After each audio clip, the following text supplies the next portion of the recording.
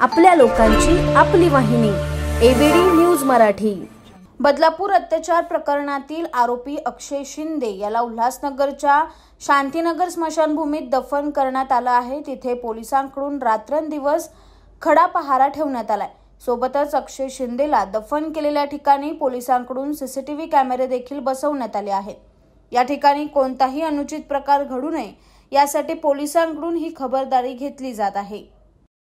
आपल्या लोकांची आपली वाहिनी एबीडी न्यूज मराठी।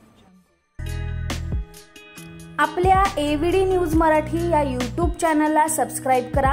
तसेच तुमच्या आजूबाजूच्या परिसरात घडणाऱ्या घटना आमच्यापर्यंत पोहोचवण्यासाठी व जाहिरातीसाठी एबीडी न्यूज मराठीला संपर्क साधा। संपादक रेश्माताई दुधाने 9765529008 आणि 9370508280।